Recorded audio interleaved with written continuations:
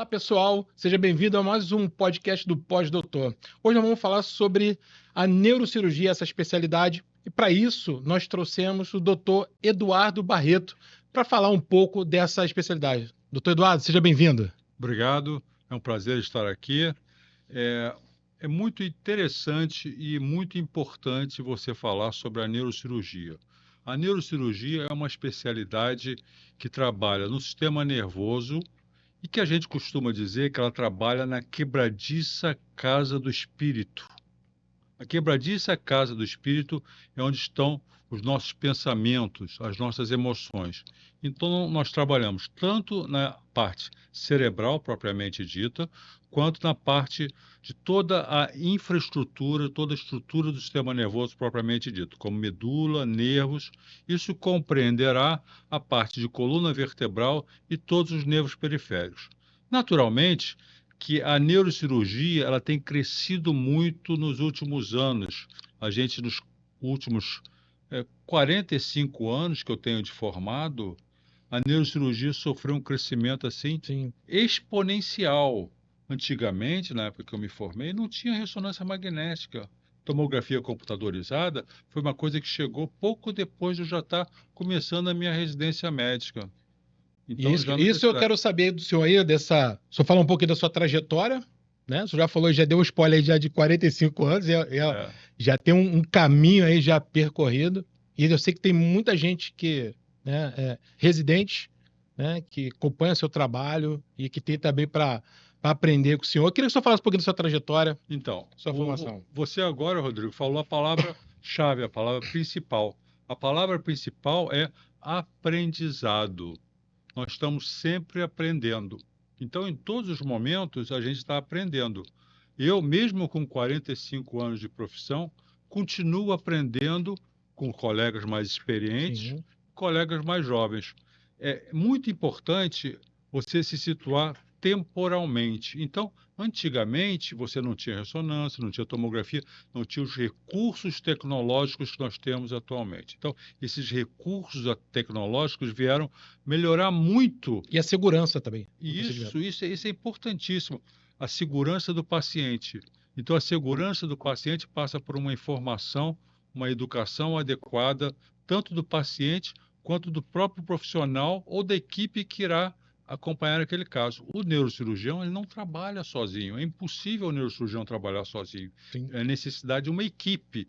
Você trabalha numa equipe multidisciplinar ou você trabalha numa equipe cirúrgica, com anestesista, com auxiliares cirúrgicos, com instrumentadores, com auxiliares técnicos, com pessoal de apoio, que são importantíssimos para a segurança e o desenvolvimento do bom trabalho. Esse bom trabalho resultará na melhora da qualidade de vida das pessoas, que é isso que a medicina, de um modo geral, procura obter.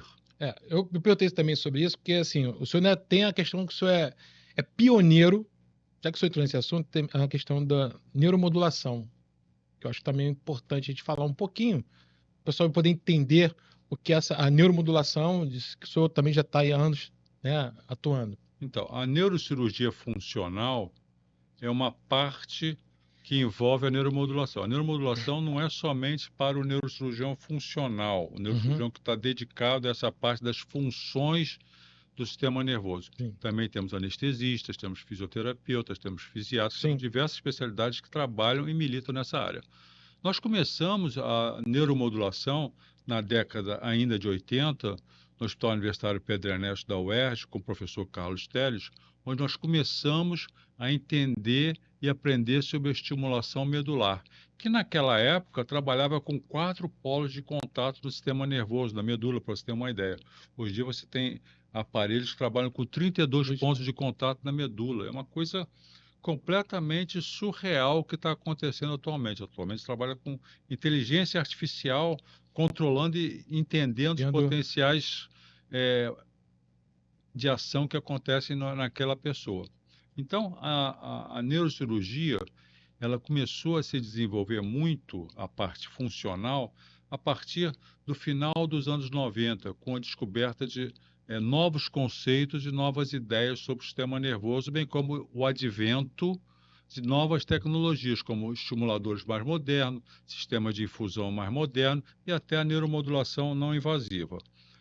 Nós sempre acreditamos muito, acreditávamos e continuamos acreditando na neuromodulação como uma ferramenta importante de trazer o sistema nervoso de volta para a sua normalidade. Esse controle, né? E você imagina, Rodrigo, que é o seguinte, é como se fosse... O pessoal mais jovem, atualmente, não tem nem ideia do que era.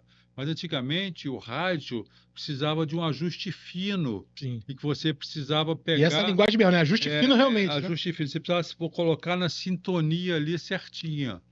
Hoje em dia, tudo digital, é mais fácil. Mais fácil, Mas aquela sintonia fina que você precisava fazer para botar o rádio, ou o som do rádio sem o chiado... é o que a neuromodulação faz. Então, esse chiado, essa alteração do sistema nervoso, a neuromodulação faz trazer o sistema nervoso para a sintonia fina.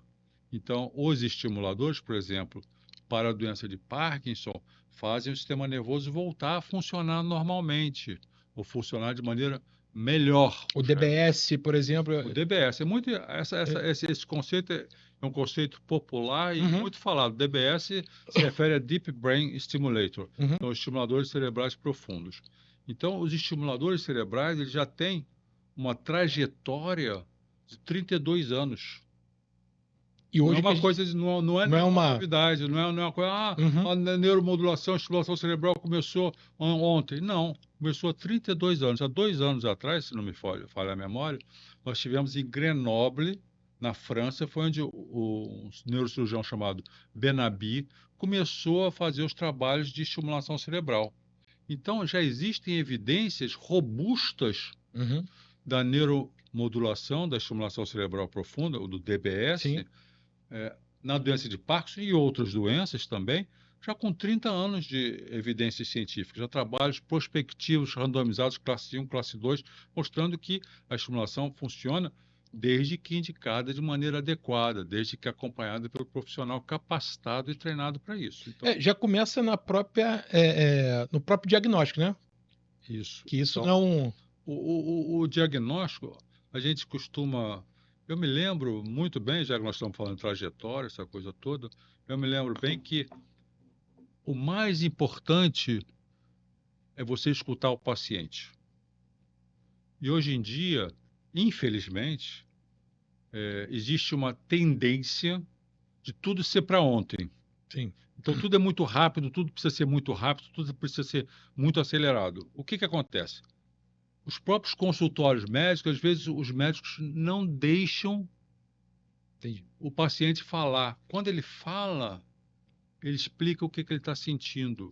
E aí, com a sua percepção, você consegue captar e trazer a melhor solução para aquele paciente. Então, o bom diagnóstico, ele não precisa de um exame complementar sofisticado. Naturalmente que isso veio ajudar muito, isso corrobora tudo. O bom ouvido ali é bem ajustado, né? Afinado, né? Como é que você está falando aí? Achei importantíssimo. Isso daí é fundamental. Então, você tem um paciente que está vindo você pela primeira vez, com uma demanda, às vezes ele já passou em 10 profissionais diferentes, 15 profissionais diferentes, teve um insucesso danado com vários profissionais da área da saúde.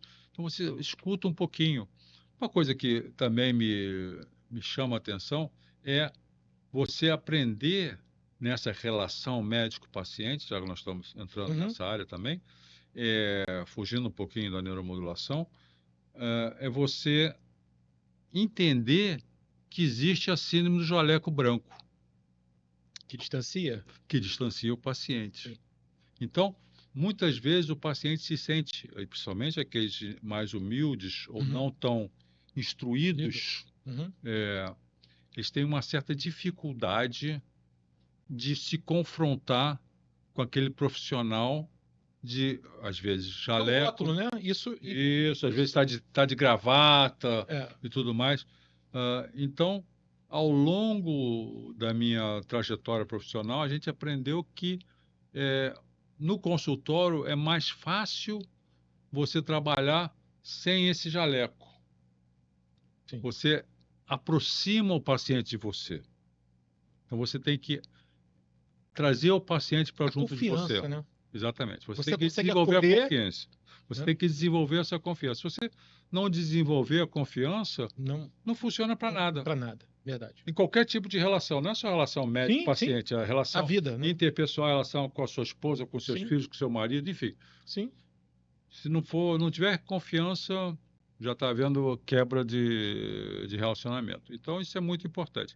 Em relação à neuromodulação, falamos então da estimulação cerebral profunda, e eu me lembro bem que causou muito espécie, uma novidade, Como sempre, né? Toda novidade causa isso. Né? Uma coisa assim surpreendente, quando em 2011 eu tive no programa do Jô Soares falando sobre estimulação cerebral profunda, quando já estava isso existindo no Brasil há 8 ou 9 anos.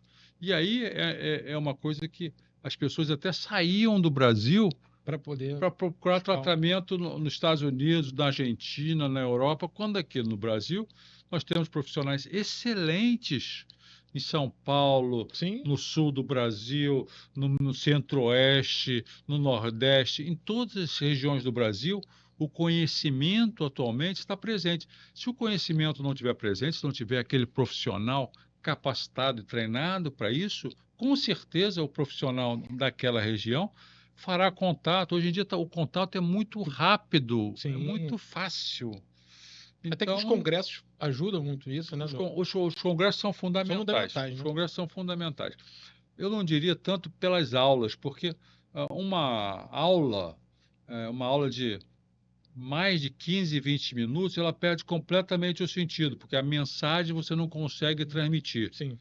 Então, a boa aula precisa de uma mensagem clara. Em 10 minutos você tem que ser capaz de transmitir aquela mensagem sem que a pessoa entre no modo hibernação, né? Uhum. Se a pessoa entrar no modo hibernação, a sua mensagem não está sendo transmitida.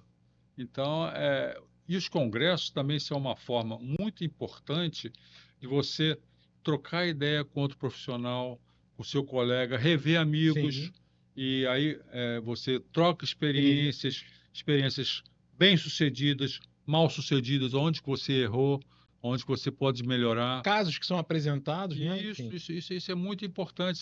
São tecnologia que acaba sendo apresentada. Isso é tremendamente importante. Então, a gente estimula muito os mais jovens. Aula online é bom, webinar é bom, mas você precisa estar presencial, você tem que estar ali, discutir, ver nos estandes dos fabricantes, dos distribuidores de marcas, ver o que tem de mais novo, ver o que tem de robótica, ver o que tem nessa parte toda.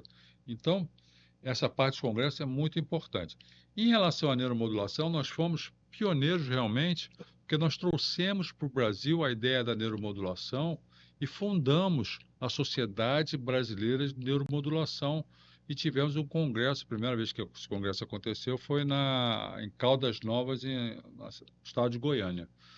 Então, a gente se organizou junto com um colega lá, o Dr. Oswaldo Vilela, esse evento, e o Dr. Oswaldo também participou da fundação, junto com o Dr. Alexandre Francisco, do Paraná, e a Sociedade Brasileira de Neuromodulação está ligada à Sociedade Internacional de Neuromodulação.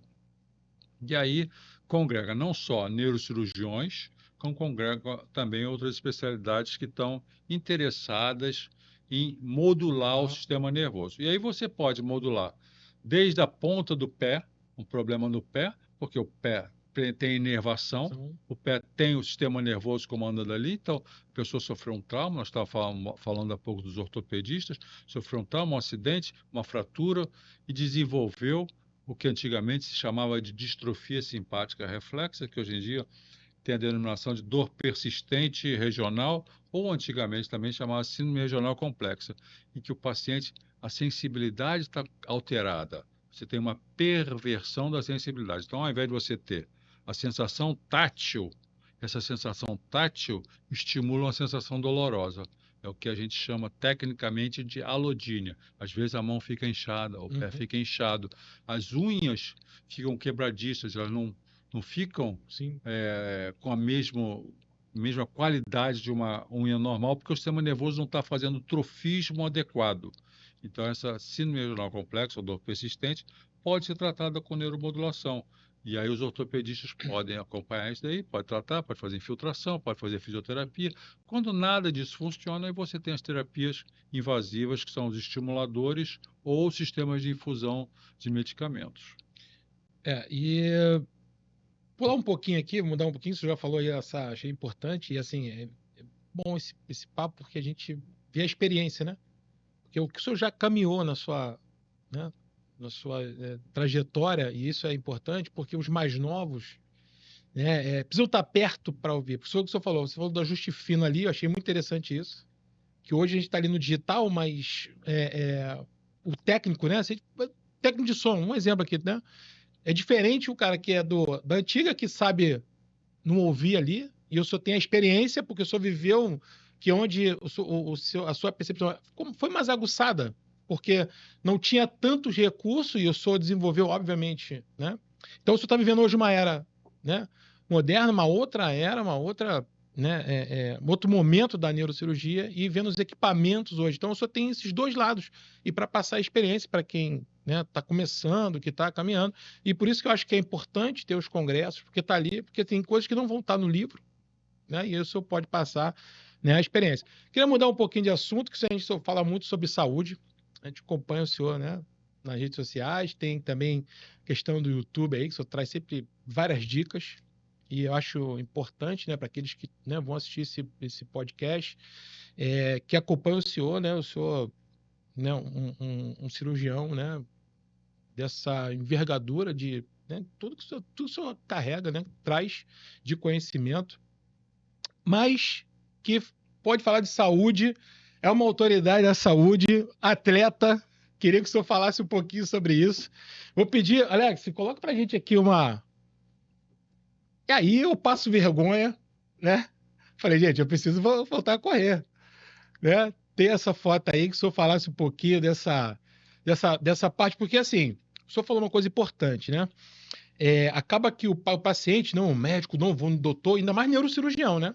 Porque assim, o cardiologista e o neurocirurgião, né? Coração e cabeça, cara. Os dois parou, acabou, né? Tô sendo aqui bem direto. E aí o paciente, às vezes, ele cria realmente esse rótulo, essa coisa, essa preocupação, mas só que assim, um médico, ele é uma pessoa, ele tem uma vida também social normal. E aí eu tô aqui com o atleta, né? Corredor de meia maratona. Eu queria que você falasse um pouquinho dessa parte aí do seu também. Então, isso daí é uma história longa, muito interessante. Aí, ó, ali, ó. Tá ali a medalha. É verdade? Não é fake, não é. Então, essa história é uma história muito interessante. Essa história começou já na adolescência, onde eu gostava sempre de fazer atividade física. E, eu não sei se você sabe, mas eu sou professor de taekwondo e fui Não. campeão brasileiro de taekwondo. Isso naquela época, no século passado. A gente está falando de 1975, 76. Então, é o ano que eu entrei na faculdade, eu dava aula de taekwondo, dei aula na Polícia Militar, dei aula no Batalhão de Choque, dei aula na Escola de Formação de Oficiais da Polícia Militar, com o falecido Coronel Rinaldo Delamare, Coronel Vidal. Então, eram vários Sim. que a gente dava aula naquela época. E a gente, através do taekwondo, eu começava a fazer muita atividade física. Naquela época era halterofilismo, não era musculação, que a gente fala atualmente. E halterofilismo na academia, a academia era um ventilador que ficava ali, não tinha nada de ar-condicionado. E eu morava em Copacabana, eu gostava de correr na praia, então eu comecei a correr, e aí acabei tomando gosto pela corrida. E em 1984 eu corri a primeira maratona no Rio de Janeiro. Naquela época não tinha posto de hidratação a cada 5 quilômetros, a cada 3 quilômetros, era no máximo você levava uma aguinha na mão e. Não tem.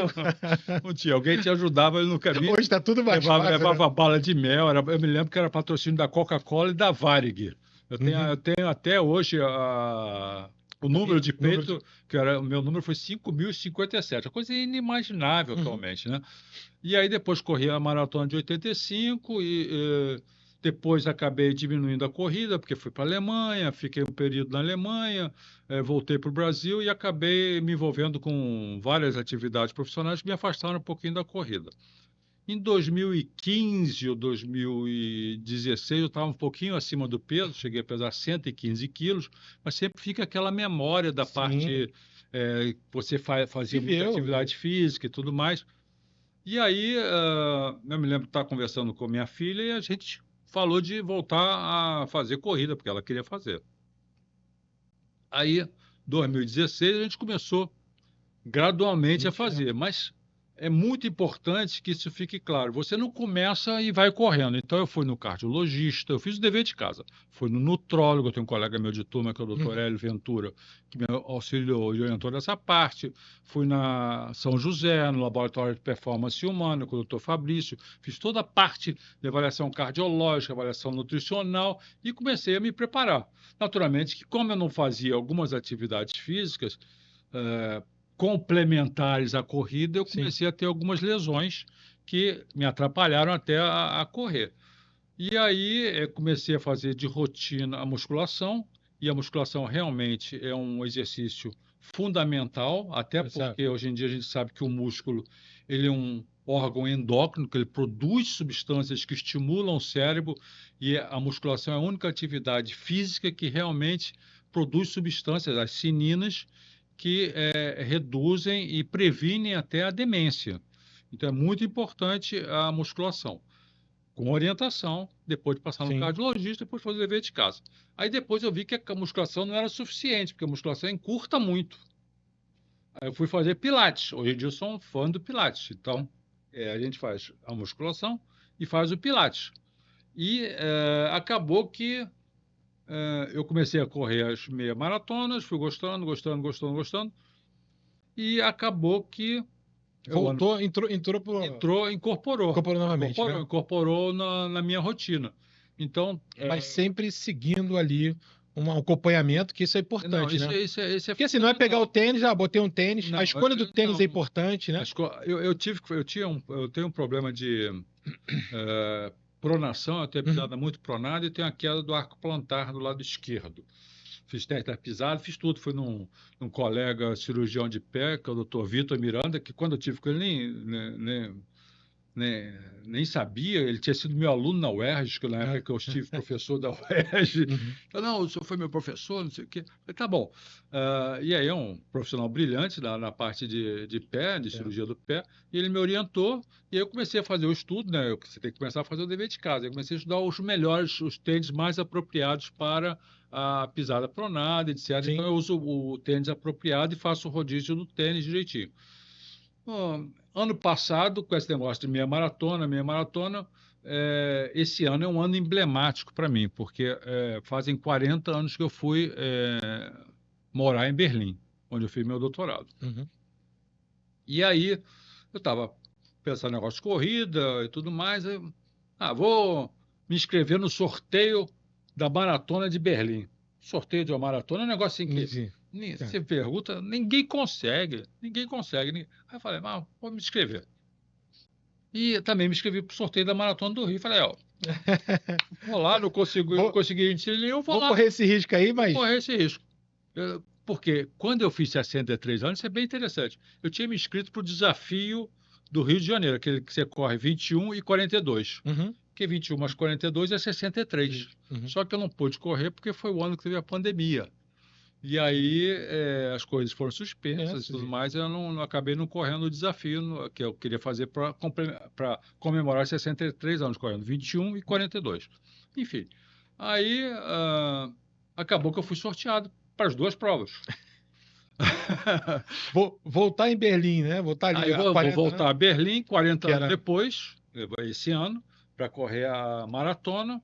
Minha filha e meu genro qual vai ser o mês? É final de setembro. Então, a gente está fazendo a preparação toda certinha, estou com uma assessoria me orientando, estou com... Nutricionista, ou nutrólogo? Nutrólogo orientando, já fiz a ergospirometria de novo, já fui liberado pelo cardiologista, estou direitinho. Profissional, hein? A coisa, eu estava perguntando, assim, mas deve ser amador, uma corridinha, então não, profissional, a coisa tem que ser certinha. Só para você ter uma ideia... a pergunta é assim, é porque o médico sabe que pode dar ruim, né? Pode dar ruim. Não é isso? Acho que é. A corrida não é uma coisa assim, eu vou correr, eu estou entusiasmado, vou correr. Corrida é disciplina. Você tem que ter disciplina. Atividade física é disciplina. Eu não estou me sentindo bem, eu tenho que correr. Eu não estou me sentindo bem, vai para academia. Não pode pensar muito. Se você pensar muito, você não faz nada. Para você ter uma ideia, hoje eu acordei terças e quintas, como eu tenho cirurgia, consultório, essas coisas todas, terças e quintas e sábados eu acordo mais cedo, eu acordo 3h30 da manhã, vou dormir naturalmente 8h30 da noite, que ninguém aguenta, né? 3h30 da manhã eu acordei, 4 e pouco da manhã eu já estava correndo hoje. Hoje eu já corri 7 quilômetros. Pô, doutor, isso tá me quebrando aqui só. Pô, você falou que. Eu sei que o homem é fera, mas assim também, né? Não, mas não Mas é que eu seja fera. O problema é assim, eu tenho 68 anos, se eu não for 69. Se eu não tiver com tudo certinho ali, vai dar ruim. É a máquina, é a manutenção da máquina. Manutenção da máquina. Então, o que eu falo para as pessoas é, nunca é tarde para começar. Eu sigo sempre o Márcio Atala, que é um excelente profissional, eu tenho publicações muito boas na mídia social, e você vê que é aquilo ali direitinho. Você tem que começar em uma coisa de cada vez. A árvore não cresce da noite para o dia. Sim, verdade. Você tem que estar está construindo ali algo para você ter um resultado. Na verdade, você constrói e o que você faz irradia para os outros. Sim. Então, sua filha, né, hoje... Minha filha hoje em dia corre direitinho, meu genro corre direitinho também. Eu tenho vários pacientes que voltaram a fazer atividade física e que evitaram cirurgia. Evita cirurgia, porque a corrida é ruim para a coluna. Bobagem. O disco precisa da hidratação. Eu ia perguntar isso. Precisa da carga. Naturalmente, que não é você sair correndo igual ao Usain Bolt. Você tem que começar. Está acima do peso, então vou começar o meu dever de casa, vou perder peso. Eu tenho um conhecido lá na academia, que eu encontro sempre de manhã, às 6 horas da manhã. Ele perdeu 43 quilos. 43 quilos, um rapaz jovem, deve estar aí na faixa entre os 30 e 40 anos de idade, só com atividade física. Ele ainda não corre. Puro, sem Monjaro? Sem Monjaro. Sem Monjaro. Ele falou que foi sem Monjaro. Desde julho, eu vejo ele na academia. Sim, desde julho. Não tem como não perder. Corrigiu a alimentação. Todo dia de manhã, ali ele está na esteira, depois faz o personal dele, faz na esteira, faz o personal. Então... Uma pergunta, como é que é essa rotina? O senhor já falou aí, né? Você tem a rotina, mas, pô, o senhor é um cirurgião, né, nomado, né? Aqui no Rio de Janeiro, como é que mantém isso? Porque, assim, a rotina do centro cirúrgico e também do consultório, né? Enfim, como é que o senhor consegue conciliar isso? Tudo é questão de... É porque o senhor começa cedo? Não. Eu acho que a palavra não é só começar cedo, é você ter disciplina. Ou seja, eu tenho uma equipe muito boa que trabalha comigo, meus anestesistas, meus auxiliares são ótimos, tenho um instrumentador de muitos anos. E aí, o que acontece? Você chega no centro cirúrgico, o centro cirúrgico é uma rotina. Sim. Você tem hora para começar, você faz a programação toda, termina naquele horário. E aí eu deixo os meus dias de cirurgia sempre num determinado local. Então, se eu estou na terça-feira na Barra da Tijuca, eu fico só na Barra da Tijuca operando. Não vou na Barra da Tijuca, para Glória, para Campo Grande. Não. Se eu estou em Campo Grande operando, eu estou em Campo Grande só naquele dia. Facilita a logística para então, poder preencher. Exatamente. Segunda-feira de manhã, eu faço meu consultório da Barra para doentes privados. Quarta-feira eu faço meu consultório para doentes em Madureira, doentes de plano de saúde. Sexta-feira eu faço meu consultório em Botafogo para doentes de plano de saúde. Terça, quinta, sábado e domingo a gente faz cirurgias. Até domingo eu faço cirurgia. Porque tem as emergências que sempre entram. Mesmo cirurgia programada, não tem problema. Atualmente só somos eu e minha esposa em casa, minha esposa é médica também. Às vezes ela vai na cirurgia, participa da cirurgia. Então, você trabalha para ter a satisfação pessoal de estar ajudando as outras pessoas. Sim. Então, você tendo isso daí na cabeça e fazendo a coisa bem organizada, dá para você, mesmo numa cidade grande como o Rio de Janeiro, com as dificuldades todas que a gente sabe de trânsito, de violência, essa coisa toda, dá para você se organizar. Naturalmente que o pessoal mais jovem ainda faz muita emergência. Emergência é uma coisa que Não tem hora. Eu já fiz emergência também. Mas você vai gradativamente, você vai diminuindo essa parte das emergências, né? Quando eu coordenei a neurocirurgia do Quintador, logo que o Quintador começou, de 2001 até 2011, a gente precisava sair muito de madrugada. Teve uma época que eu também trabalhei em Bangu, antes de trabalhar no Quintador, também saía muito de madrugada, mas aí faz parte. Sim. Aí você conta com a ajuda de Deus e vai, né? Mas essa hoje, né? Eu só acho que influencia hoje a sua performance, né? Assim, em termos do trabalho, né? Porque assim, a gente sabe que cirurgias são horas, né? Na verdade, o senhor falou, tem hora para começar, mas dependendo da cirurgia, não tem uma previsão ali, mas dependendo do tipo de cirurgia, né? Enfim, já que o senhor, ainda mais só atua na parte, né, do cérebro, né? No caso, né, que só atua, né, da cabeça e a coluna também, então depende, são cirurgias longas, né, muitas das vezes. E essa sua performance física, hoje, o senhor vê e fala assim, poxa, me ajuda, né? Hoje eu estou muito melhor. Melhor para aguentar essas horas? Não tenha dúvida. Não tenha dúvida. Você fica muito mais equilibrado, você fica muito mais... A mente, a cabeça também, né? Desgaste menor. Fica muito... É muito melhor. É muito melhor. Você fica cansado, mas eu costumo dizer o seguinte, eu falo para o meu personal de manhã, quando ele me pergunta assim, como é que você está? Mas eu estou sempre cansado. O corpo tá para isso, né? O corpo está sempre cansado. Mas você acostuma. Eu estou cansado, mas eu vou lá, vou executar o que eu preciso. Eu estou no consultório, eu estou cansado, mas eu vou executar o que precisa ser feito. Então você já tem a disciplina, você já tem a determinação, você já vai acostumando. Naturalmente que quando Deus ajuda e você contribui também, né? Fazendo essa parte. Tem que fazer a sua parte, aí fica melhor, né? Fica mais fácil, né? Mais fácil. Hoje o senhor se considera um exemplo também para o paciente? Ele vê essa vida, porque ele segue, ele acompanha. Hoje o paciente, ele muitas vezes não quer nem saber da cirurgia, ele quer saber da vida do médico, né? O que ele faz? O que o meu médico tem essa... Isso daí, a gente sempre... Eu acho que a gente estimula tantos colegas, vários colegas a gente conseguiu estimular a correr, perder peso e voltar para uma atividade física mais saudável, e teve repercussão na vida profissional de todos eles. Para os pacientes, eu acho assim, maravilhoso. Maravilhoso. É muito bom você ver pacientes de 80, 90 anos de idade fazendo atividade física e bem dispostos e falando assim, olha, eu vejo lá na mídia, socorrendo, tá bacana, tá bonito, não sei o quê, tal. E aí estimula, isso realmente é recompensador. Fora as dicas que o senhor dá também, né? O senhor dá muita dica, né, assim, de prevenção. Eu acho isso importante a gente falar aqui, né? Você não está falando da causa se não se cuidar, da cirurgia e tal, enfim, das doenças, não. O senhor fala muito sobre prevenção e de vários assuntos, não só da sua área, né? Outro dia eu vi uma sobre osteoporose, que o senhor estava falando, assim, né?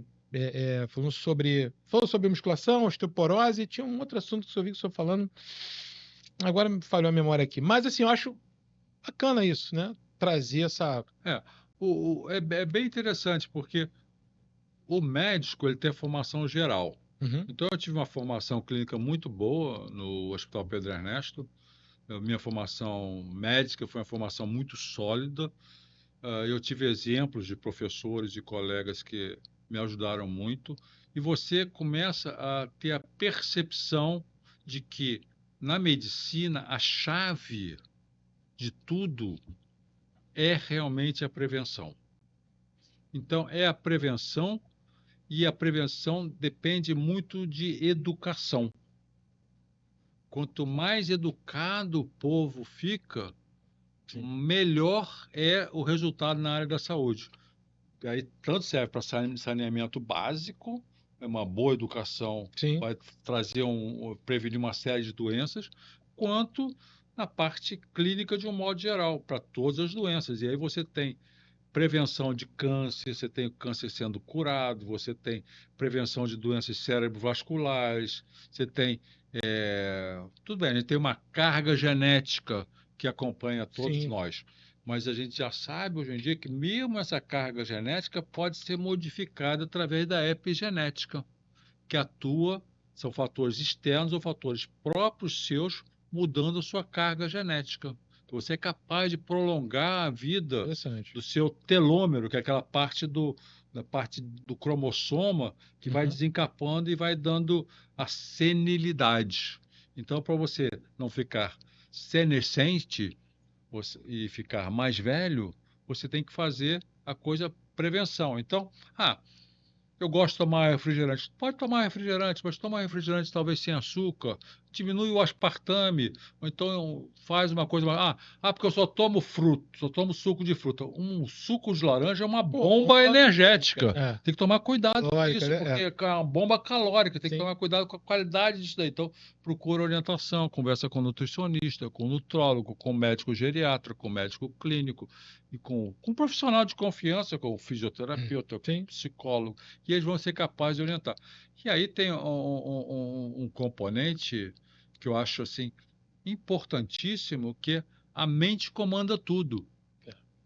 A mente comanda tudo. Então, eu vejo cada vez mais essa paranoia com a coisa dos telefones celulares e dos meios de comunicação mais modernos. Então, você vê em tudo quanto é lugar, o celular e as mensagens, que eram uma coisa mais mensagem pelo WhatsApp ou por alguma outra mídia, são mensagens assíncrones. Elas não precisam ser respondidas naquele momento. E você vê as pessoas querendo responder tudo naquele momento, como se fosse uma mensagem síncrone, como se fosse uma ligação telefônica. Ligação do WhatsApp, ou mensagem do WhatsApp, não é para responder naquela mesma hora, você responde no momento mais apropriado. E a pessoa está dirigindo, vai ver o celular, acaba batendo isso gera com o uma carro. Ansiedade.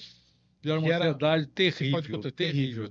E aí a pessoa não dorme direito. O senhor falou sobre ansiedade também, sobre essa questão da... A pessoa não dorme direito.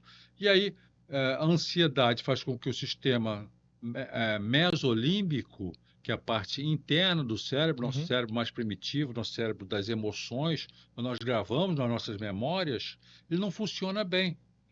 Eu costumo falar para todos os pacientes, é como se você estivesse num carro fazendo um passeio. Se você está no carro passeando a 60, 80 km por hora, você está de passageiro, você vai apreciando a paisagem. Ok, beleza.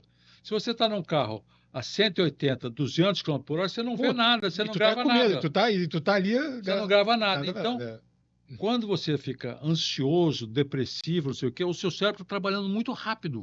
Muito rápido. E aí não dá tempo de fixar a memória. Ver as coisas que estão ao redor. Você não consegue perceber as coisas que acontecem em volta. E aí, a lentidão é uma qualidade. Você trabalhar devagar, às vezes, é uma qualidade. É aquele ditado, devagar também é pressa. E eu me lembro de ter auxiliado o meu chefe na Alemanha, numa cirurgia de hérnia de disco de um escritor alemão, chamado Stan Naldoni, e ele escreveu um livro que chama-se, aliás, o livro, A Descoberta da Lentidão, Die Entdeckung der Langsamkeit, em alemão. Então, esse livro fala exatamente de como o Benjamin Franklin, que era o explorador dos polos, que fez a exploração dos polos, como é que ele conseguiu fazer a coisa dos polos, chegar lá, porque ele fazia a coisa de maneira metódica, ele fazia direitinho, ele seguia tudo devagar, fazendo os passos todos. Então, se você faz a coisa esbaforido... Sim. Você está enfadando a errar, a falhar. E aí você falha. Você esquece as coisas. Estou esquecido muito, tenho não sei o quê. Será que eu estou com problema de demência? Será que eu estou com Alzheimer? Alzheimer é um problema, e as demências, de um modo geral, é um problema muito sério que a humanidade está vivendo atualmente, né? Porque tem uma sobrevida da população muito grande, mas as demências estão acompanhando. E essa geração ela vai sofrer muito, né? Daqui a 30, 40 anos, quando estiver lá na terceira idade, alguma coisa, porque já não lê, não escreve, não abrevia tudo. Assim, tô falando que o cérebro precisa desse feedback da escrita. A gente estimula muito os pacientes a tentarem escrever, tentarem, por exemplo, o paciente que tem a doença degenerativa cerebral, a gente estimula muito a cantar, a declamar. Aí, por exemplo, vai para uma igreja, faz um testemunho lá, conta a sua experiência. que quando você conta a sua experiência, você tem tempo de pensar naquilo que você quer exprimir. Você fala raciocinando e levando o seu pensamento e transmitindo o seu pensamento para outra pessoa. Senão você não consegue transmitir, fala qualquer coisa, fala qualquer bobagem. E aí, se você não transmite direito, você também não percebe direito o que está acontecendo, você não escuta. Então, esse é realmente o sistema nervoso é o grande problema atualmente, porque ansiedade, depressão, vida moderna, violência das cidades, não só no Brasil, de modo geral, né? Em geral, tudo. O suicídio hoje desses jovens que...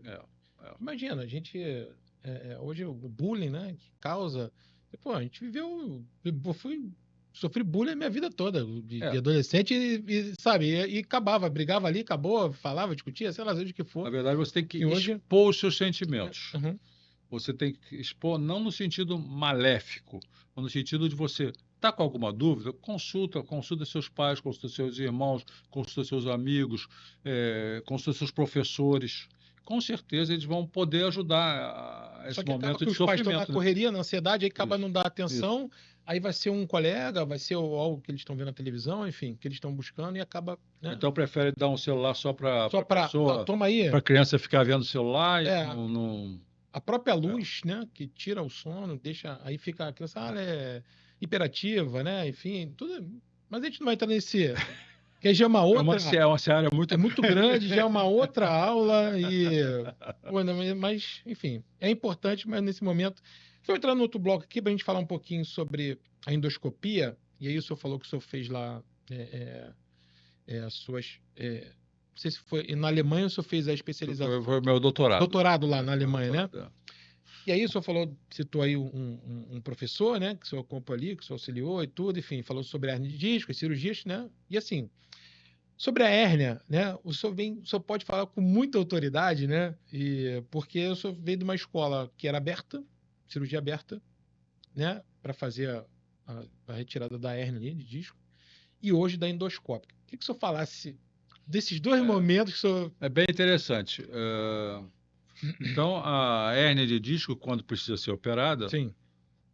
Antigamente, os cirurgiões antigos faziam a chamada laminectomia. Você tirava partes do osso e fazia sem qualquer tipo de auxílio de microscopia ou qualquer auxílio que aumentasse a visão. Uhum. Era uma coisa de olho nu. Naturalmente, isso daí tinha várias complicações que eram advindas da falta da visão microscópica. Sim. A partir da década de 80, 90, começou a parte da microcirurgia, e aí houve um boom muito grande com a microcirurgia para hernia de disco. Eram pequenas incisões, anestesia geral, e o cirurgião, com auxílio do microscópio cirúrgico, vai lá e tira a hernia de disco.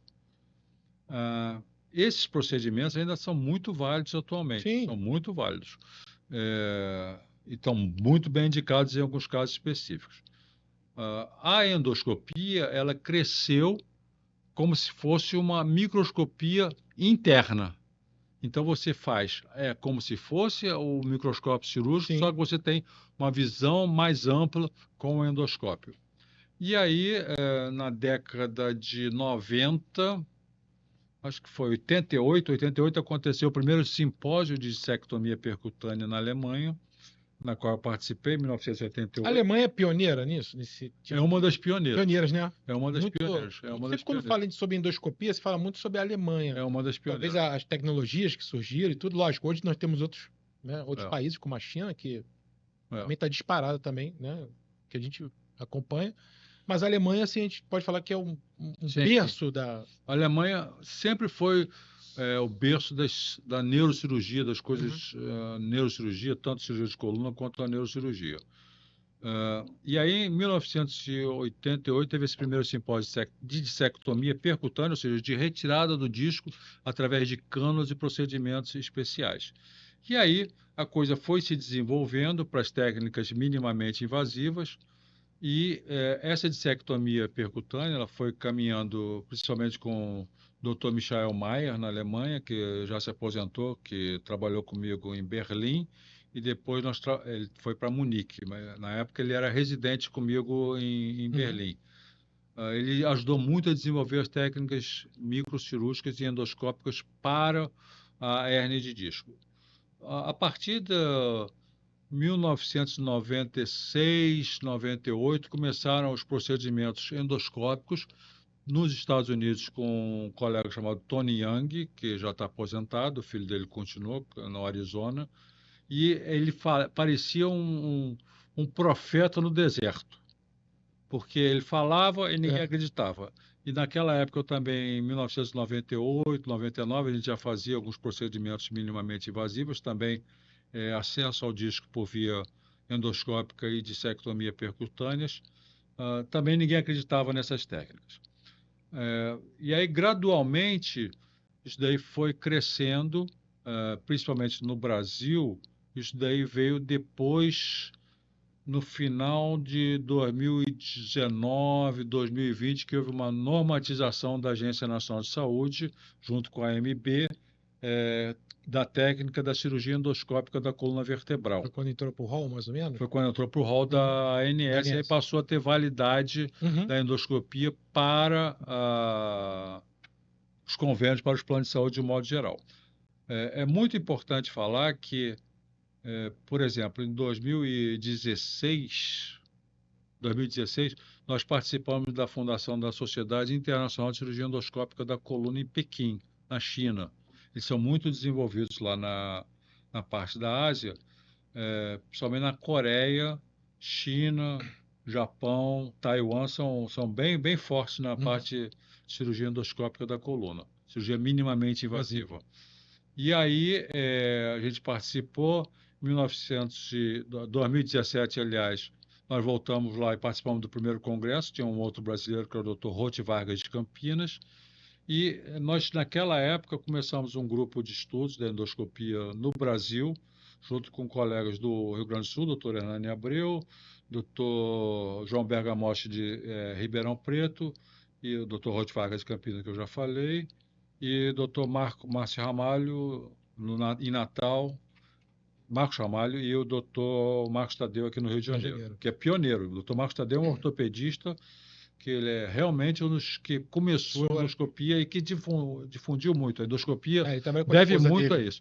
E aí, eu até vou organizar esse ano um congresso chamado SINCOL, que vai completar...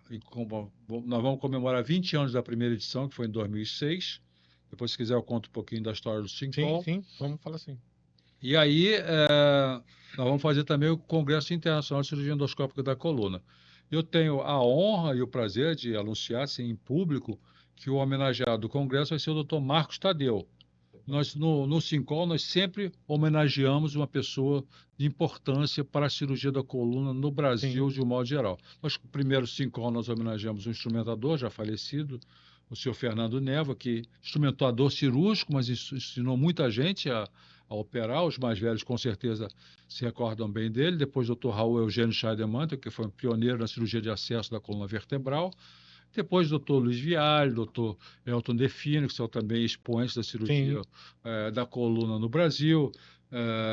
Então, são nomes que... Dr. Luiz Pimenta, que, aliás, o Dr. Luiz Pimenta agora me confirmou há cerca de 2 ou 3 semanas que vai estar presente no SINCOL, e ele agora trabalha nos Estados Unidos. Ele é diretor técnico de uma empresa chamada ATEC, lá nos Estados Unidos, e vai vir para o evento no Brasil, junto com o Dr. Juan Uribe, que é o chefe da cirurgia de coluna do Barrow, em Phoenix, no Arizona, que é a cadeira do Volker Sonntag, que foi o precursor na cirurgia da coluna nos Estados Unidos, de um modo geral. Então, é uma figura muito importante que a gente vai ter nesse evento no Rio de Janeiro.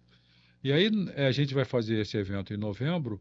Nós vamos congregar tanto a parte endoscópica da coluna vertebral, com esses nomes que eu falei, pessoal mais velho, e vamos ter o pessoal mais novo que está fazendo muito bem. Você tem uma série de colegas em todo o Brasil fazendo a cirurgia, que abraçaram essa especialidade de uma maneira muito vigorosa, por assim dizer. Eles se tornaram expoentes. Tem brilhado não só aqui no Brasil, quanto a gente vê as apresentações fora do Brasil, como é que eles estão... Então, o pessoal está voando muito bem. E é uma coisa importante, eu tenho uma hernia de disco, quero fazer uma cirurgia endoscópica da coluna, com o que eu devo fazer? Primeiro, faça com um profissional qualificado. É um cirurgião de colunas, ortopedista ou neurocirurgião. O ortopedista tem que ter formação na área de cirurgia da coluna, tem que estar qualificado até pela Sociedade Brasileira de Coluna.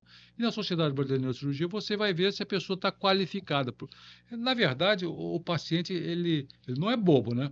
Eu ia perguntar isso. Ele já chega já O paciente falando. já chega com a referência de outro. Não, quem me operou foi fulano de tal, não sei o quê, não sei o quê.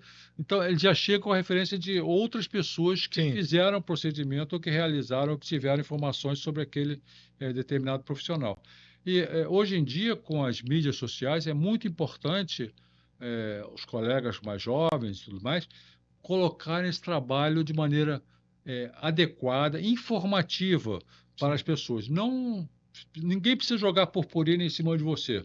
Você não precisa jogar purpurina em cima de você mesmo. O seu próprio trabalho vai sofrer o reconhecimento, tanto dos profissionais colegas seus, que acompanham. Você não precisa atropelar ninguém, isso é muito importante. E o próprio paciente. Você tem que respeitar os colegas, respeitar os pacientes e respeitar a opinião do paciente. Dizer ao paciente, a gente faz desse jeito. O colega está fazendo desse outro jeito, não está errado. A gente respeita essa opinião. Aí você pode fazer isso por causa disso, disso, disso. Aí o paciente toma o que a gente chama de decisão consciente. E vou falar uma outra coisa que você não sabe, mas é só para você ter uma ideia. Eu faço parte da Sociedade de Coluna Americana já há mais de 20 anos. E já participei de várias comissões lá. Uma das comissões que eu participei é uma comissão muito interessante, que é a Comissão de Informação ao Paciente, onde você desenvolve vídeos educativos para os pacientes sobre como é que eu sento melhor na cadeira, como é que eu me levanto melhor, como é que é a minha postura, como é que eu me coloco, e aí como é que é a cirurgia da coluna, como é que é a cirurgia endoscópica, o que eu tenho que perguntar, o que eu não tenho que perguntar. Então, o doente já chega com tem um script ali, tem um checklist. Checklist ali do que ele vai fazer. Exatamente. Então, isso daí.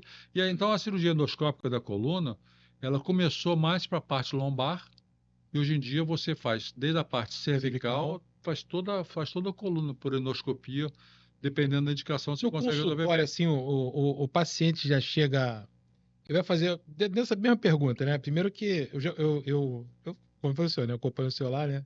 Eu faço sempre essa pergunta aqui, mas o senhor já lá em 2022 o senhor já estava falando sobre isso. O Dr. Google tem lá um YouTube lá, eu falei assim, eu ia fazer essa pergunta para ele, mas ele já está aqui há muito tempo na minha frente, mas tudo bem. Então, assim, o paciente já chega lá com o Dr. Google, já com o diagnóstico dele? Chega também no seu consultório? Chega. E hoje em dia você não tem só o Dr. Google, né? Antigamente era o Dr. Google. Hoje em dia você tem ChatGPT e você tem Meta IA, tem Meta... Sim. Tem várias formas de inteligência artificial. Ele chega pedindo o procedimento? Não.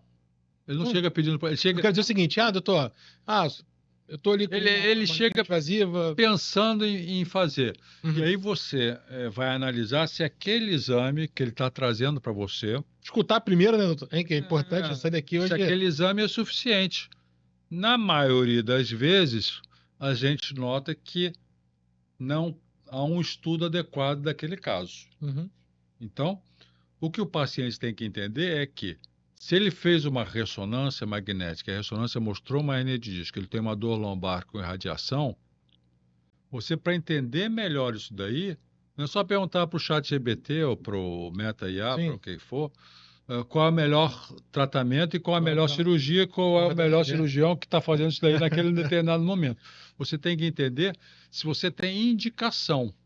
Então, quem é que vai trazer a indicação para a sua cirurgia? Vai ser o exame clínico.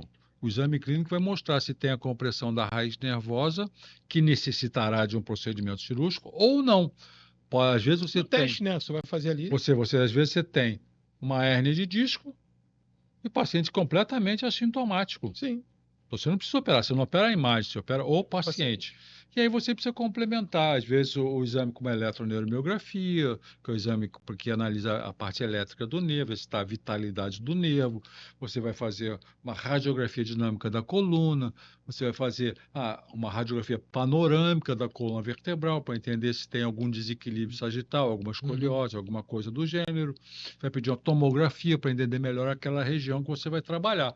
Se você vai para a guerra, você tem que conhecer o território do inimigo. Sim. Se você não conhece o território do inimigo, você vai entrar tem pelo como campo. antecipar isso, né? Todo esse processo. Então quanto melhor e mais estudado o caso estiver, melhor é o resultado. E hoje em dia você tem até aparelhos e sistemas que simulam a cirurgia antes de você operar o paciente. Você pode, por exemplo, você vai fazer uma cirurgia de escoliose. Então, você tem programas que dizem qual é o melhor parafuso, qual é o melhor tipo de parafuso, qual é o ângulo que você tem que colocar e tudo mais. Recentemente, eu tive conversando com um colega aqui no Rio de Janeiro, o Dr. Paulo Cortez, que faz muita parte de cirurgia de deformidade, um colega da Universidade Federal Fluminense, neurocirurgião, e você pode fazer o planejamento cirúrgico. Então, você pega aquela radiografia, pega aquela tomografia, e aí você analisa. E, hoje em dia, você tem coisa mais moderna ainda, que é a robótica. Sim. Nós não falamos ainda sobre isso. Não falamos sobre isso, Hoje, todas as especialidades aí tem a robótica.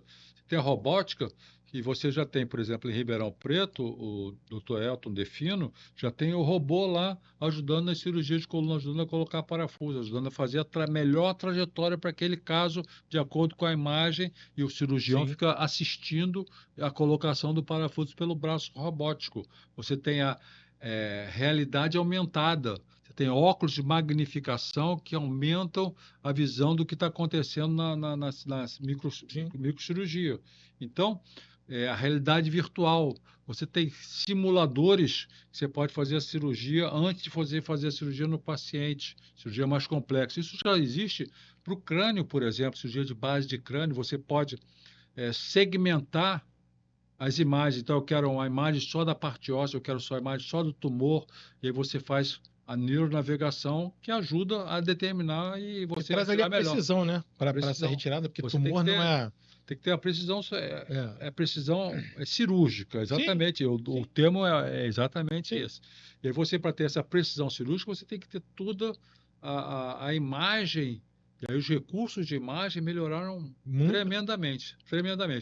A gente, para estimulação cerebral profunda, por exemplo, a gente faz o cálculo através de uma ressonância que o doente fez previamente, uma tomografia com todos aqueles fiduciais que são colocados para saber as coordenadas do cérebro, pega a tomografia, coloca em cima da ressonância e vê a melhor trajetória, fugindo de vaso sanguíneo, fugindo de acidente.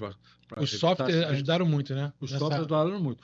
Antigamente, a gente fazia isso na caneta, né? É isso que eu ia perguntar. Era uma radiografia no teto, uma radiografia ali, e você traçava as coordenadas, e aí mesmo você digitalizava o negócio e fazia os cálculos, era tudo manual, né? Hoje em dia o computador ajuda muito, e os técnicos estão muito treinados e evoluídos para te ajudar. Mas continua o cirurgião tendo aquele...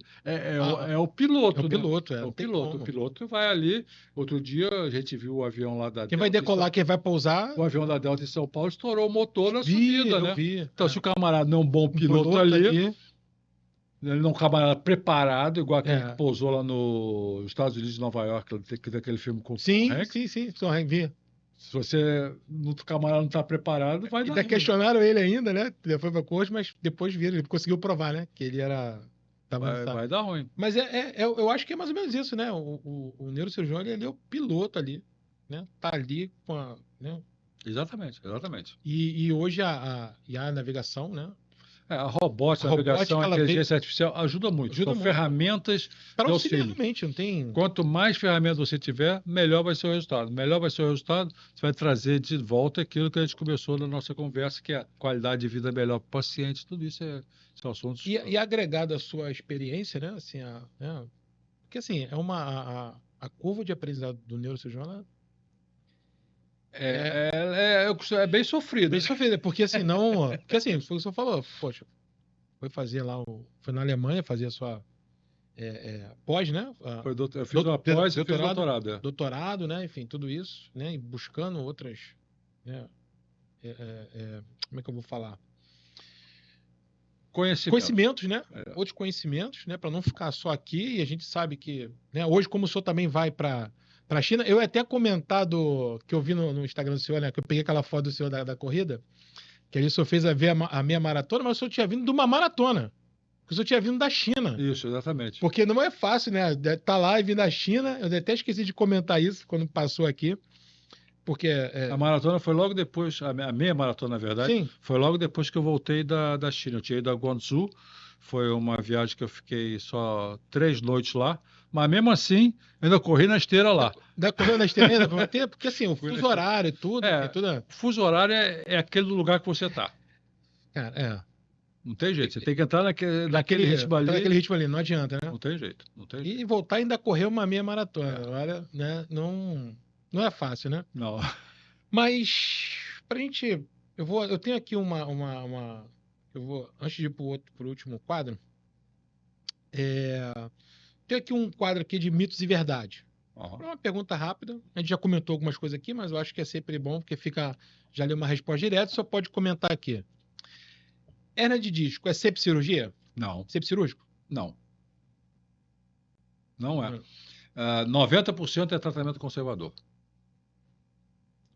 Boa. Quer completar mais um pouquinho? Não, a hérnia de disco ela é cirúrgica quando o doente tem dor refratária ao tratamento conservador, quando ele tem um déficit neurológico em progressão, que é importante, ou quando ele tem um alívio da dor, mas tem o pé caído.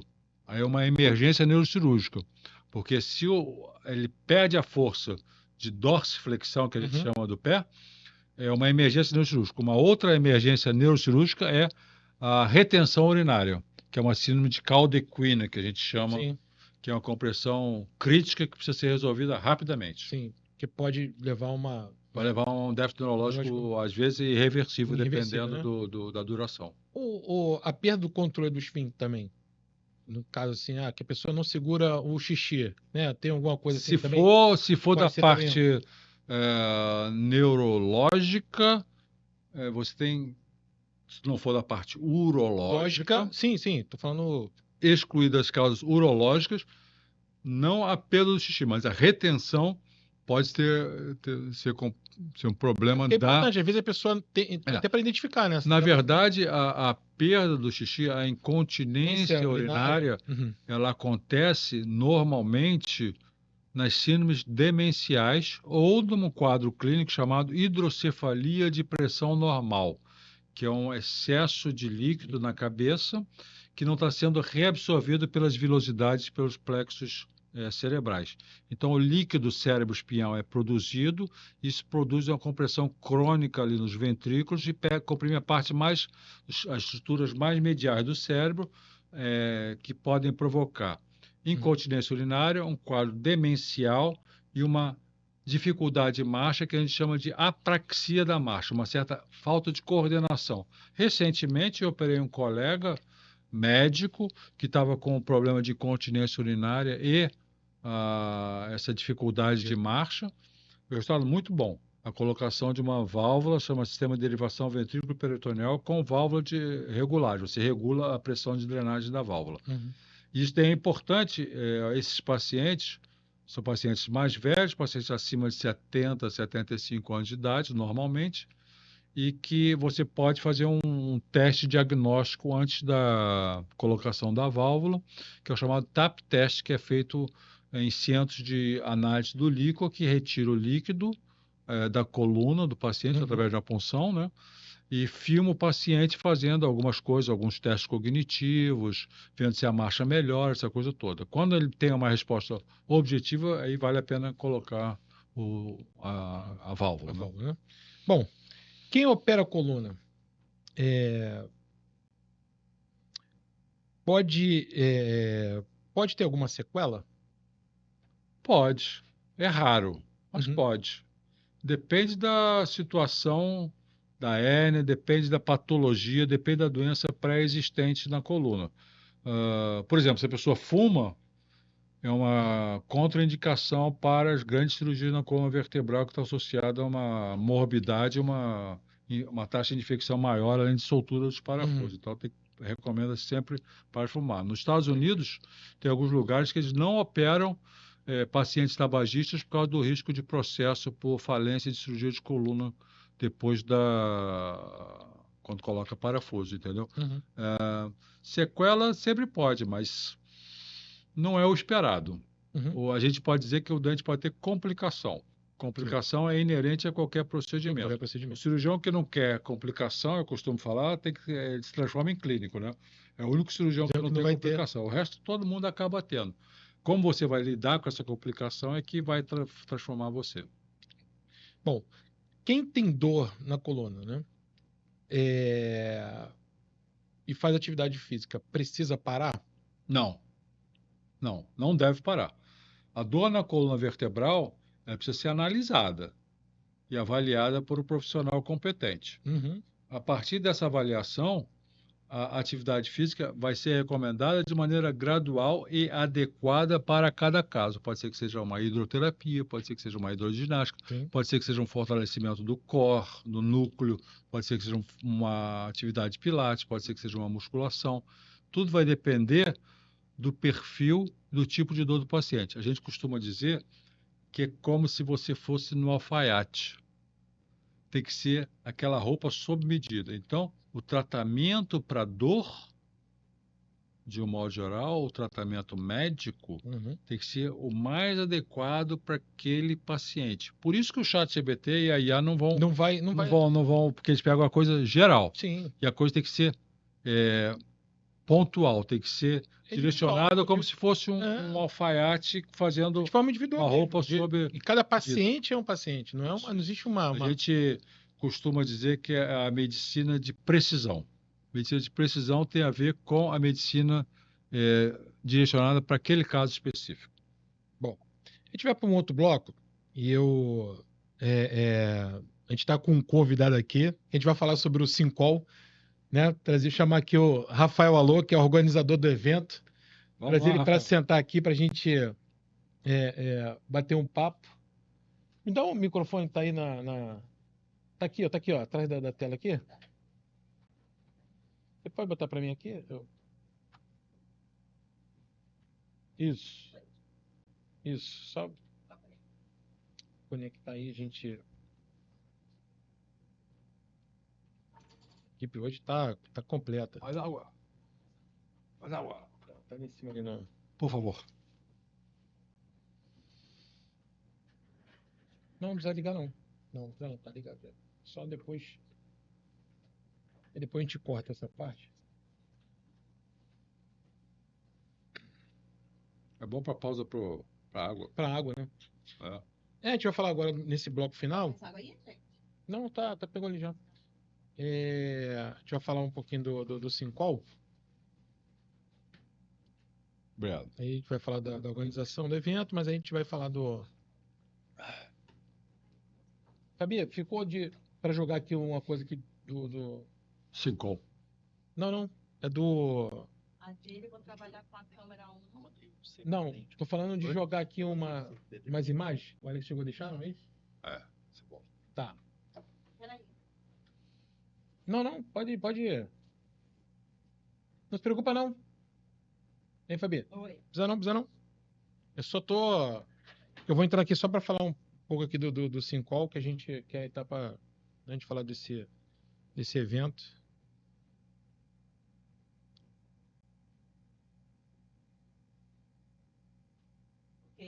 Tudo ok? Ok. Bom, então a gente está com o nosso convidado aqui, né, doutor Rafael Alô, que ele, né, é um amigo, ele também é o organizador do evento, a gente vai falar um pouquinho também, né, Rafael, desse evento, a qual o doutor Eduardo Barreto ele é, né, o presidente, né, do Sincol. Vamos trazer algumas coisas aí. Seja bem-vindo. Obrigado, né? pelo convite, obrigado, doutor, também por convidar, por organizar o evento.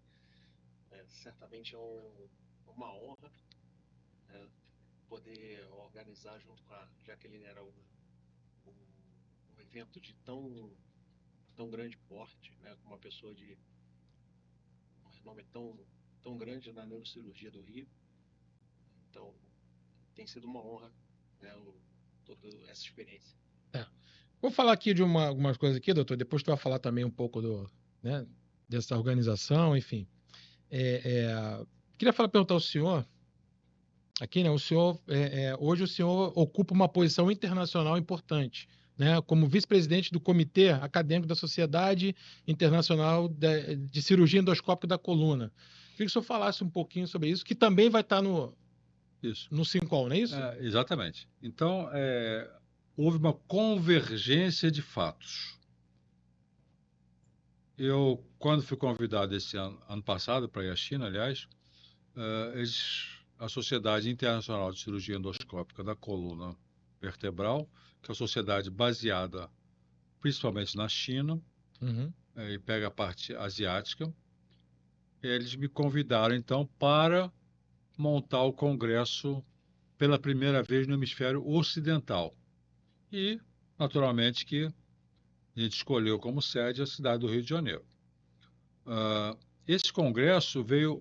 Esse aqui então, a gente pediu para colocar? Exatamente. Esse daí foi o primeiro congresso que a gente... Esse é o quarto. Então, esse ano vamos fazer o quinto. O quinto que vai ser agora no Brasil. Isso, exatamente. Então, esse era o único brasileiro agora lá em Guangzhou, a cidade de Cantão, na China, e a gente então recebeu a incumbência de montar esse desafio, né, de montar o congresso na cidade do Rio de Janeiro. E aí convergiu datas porque 2026 fazem 20 anos do primeiro SINCOL, que nasceu na cidade do Rio de Janeiro e se transformou num sucesso por mais de 8 anos na cidade do Rio de Janeiro.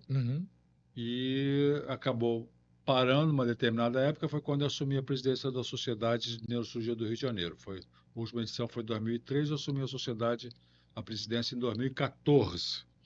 Então, convergiu datas, eu falei, vamos juntar o grupo que participou do SINCOL, vamos fazer os 20 anos, vamos fazer a coisa acontecer de novo, trazer a parte de novas tecnologias juntos com uma grande tecnologia que é a cirurgia endoscópica da coluna. Então, o congresso em si vai ter um módulo só de parte de cirurgia endoscópica da coluna, que tem vários colegas do Brasil, que eu já citei alguns,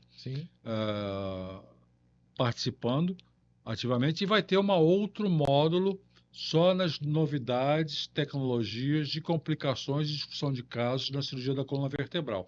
E aí a gente tem todos aqueles nomes que eu já mencionei anteriormente, além do Dr. Geraldo Sá de Recife, nós vamos ter o Dr. Márcio Vinhal de Brasília, nós vamos ter outros colegas de outras cidades e estados do nosso país. Então, eu acho que vai ser uma oportunidade muito grande de congregar e trazer essa força para o nosso estado, ou seja, a força do conhecimento, a força da informação, isso daí repercute e trará, sem dúvida nenhuma, grande benefício para a nossa população. Eu me lembro que num dos SINCOL, eu fui entrevistado pelo falecido repórter da Bandeirantes, aquele que faleceu no desastre de helicóptero, o Boechat. Ricardo Boechat. E a gente, junto com o Schneider, né, que agora também está lá na edição da Bandeirantes, né, na direção lá, e era para a gente ficar 20 minutos no ar, no rádio. Eu acho que a gente ficou uns 40 minutos ou uma hora falando só sobre coluna e essas coisas todas. Então, é muito importante que esses eventos aconteçam na cidade do Rio de Janeiro. A visibilidade, trazendo... Para transformar, trazer visibilidade, e a nossa cidade é maravilhosa. Né? Então, a gente tem que aproveitar essa cidade maravilhosa para discutir e congregar e conversar com os colegas. E aí nós tivemos a satisfação de trazer para esse evento a Ohana Produções, que está aqui o Rafael, que está organizando toda a parte operacional e nos ajudando de forma tremenda nesse evento. Rafael, que tem já uma experiência aí de congresso aí já nas costas, né? Obrigado. Principalmente na área da neurocirurgia, e aí mais aí essa essa missão aí de trazer, e importante, hein? Porque assim, o doutor Eduardo, né, Barreto, ele tem aí nessa missão de trazer, né, o pessoal de fora lá que tá, né, e tá vindo trazendo a tecnologia, né, a novidade, mas o pessoal daqui do Brasil também, né, que tem de vários estados, tá aí mediando isso, né, essa conexão, achou importante isso, né, que é de alta relevância, e você tá aí nessa responsabilidade, cara, de fazer, né, acontecer aquilo ali, que vai estar ali nos bastidores. Verdade, cara, verdade. Porque o Rio tem essa vocação para grandes eventos, né? É, fato, fato que o Rock in Rio é um sucesso há anos. Uhum. E a ideia é justamente fazer do Sincol essa plataforma de conhecimento, né, qual ele faz há 20 anos, né, reforçar essa história do Sincol, né, Dr. Eduardo Barreto, e somar isso a essa vocação do Rio de Janeiro para grandes eventos é uma oportunidade singular para qualquer organizador de evento, entendeu? É uma oportunidade que você precisa aproveitar e precisa dar o seu melhor. Não só, obviamente, para a sua empresa, né, mas também para o evento. Que contribui também, né, Contribui. pro evento, pros médicos, enfim, tudo, né? Exatamente.